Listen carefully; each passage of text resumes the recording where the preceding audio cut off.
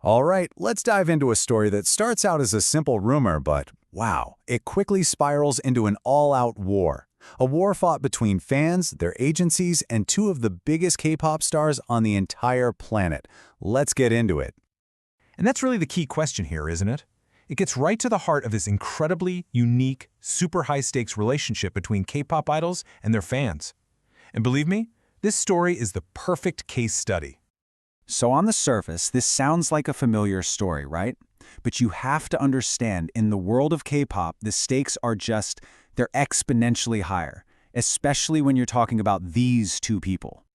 Okay, so on one side, you've got Winter from aespa, an absolute superstar from one of the top girl groups out there. And on the other side, Jungkook of BTS. I mean, he's a member of arguably the biggest boy band in the history of the world. When you link names this huge, it's not just gossip anymore, it's a full-blown event. So, naturally, with the internet buzzing like crazy, all eyes turn to the idols' agencies for some kind of official word. And this is where the story takes its first really big turn. You'd expect a clear yes or no, right? Well, that's not what happened. Instead, both companies gave these super vague statements that fans found incredibly frustrating.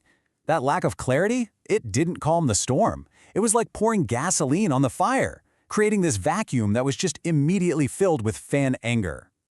And the timing of what came next was just, wow, it was crucial.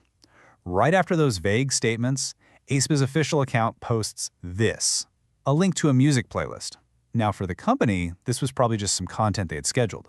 But for the fans, it was a massive, massive miscalculation. You can just feel the disconnect, can't you? Fans felt that their serious concerns, about the artist's well-being and all these crazy rumors were being totally brushed aside for a simple promotion.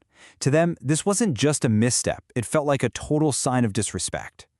And yeah, that feeling of being disrespected, it immediately kicked off this huge organized backlash from the fan base. They basically decided, okay, if the company won't act, we are going to force them to. The reaction was instant. I mean, this comment just captures that feeling of pure disbelief from the fans.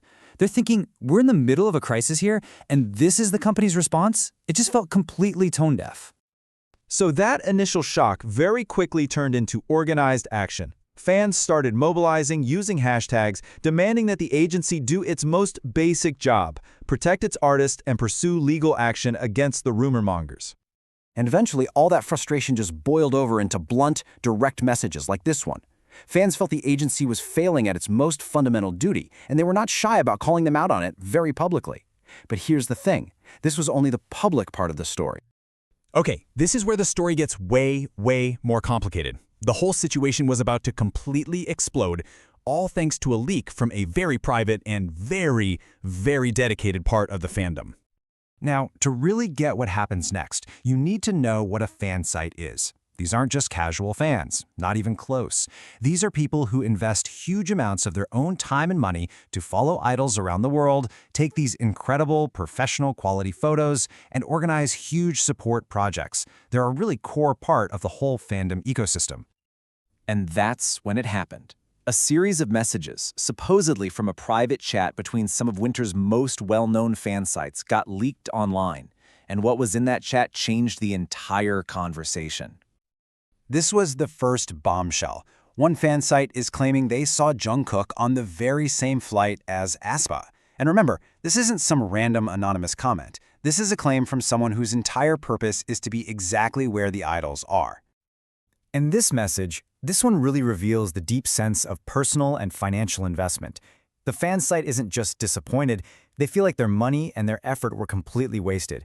It just highlights this intense feeling of betrayal when an idol's private life seems to get in the way of their public one. And then things escalate. The claim isn't just that they saw something. They're saying they have photographic proof. That casual LOL in there is kind of chilling, isn't it? It suggests a real level of confidence in the evidence they're holding. And here, you can see the frustration actually shift away from the situation and onto the idols themselves. The fan sites are criticizing them for not being more careful, even referencing a whole other tattoo controversy. It just shows this super complex relationship where fans feel like they have to protect the idols not just from the outside world, but from their own carelessness. So, what does this all mean? Well, the leak of this private chat basically pulled back the curtain on the intense, complicated, and often really fragile relationship between K-pop idols and their most dedicated fans. So when this chat leaked, the internet, of course, went into overdrive. On one hand, you had some people asking, wait, why would fans spend so much money and get this invested? But on the other hand, a lot of people pushed back saying, hey, you can't blame fans for feeling betrayed when they sacrifice so much. What the leak truly did was expose this hidden world where fans see themselves as the unofficial guardians of their idol's image and career. Ultimately, this whole saga really just reveals the unwritten contract that sits at the very heart of K-pop. You can think of it in 4 steps. 1, fans provide this unbelievable financial and emotional support. 2, in return, idols maintain an image of being available, of being totally dedicated to their fans and their work. 3, the agencies are the managers of this delicate balance. But 4, and this is the crucial part, when there's a perceived breach of that contract, like a dating rumor mixed with a careless agency, the entire system can start to fracture. Which leaves us with this one final question. In the high-stakes world of K-pop, who truly holds the power? Is it the billion-dollar agencies? Is it the global superstar idols? Or is it the hyper-dedicated fans, whose collective power can build a career and just as easily threaten to tear it all down? It's a question with no easy answer.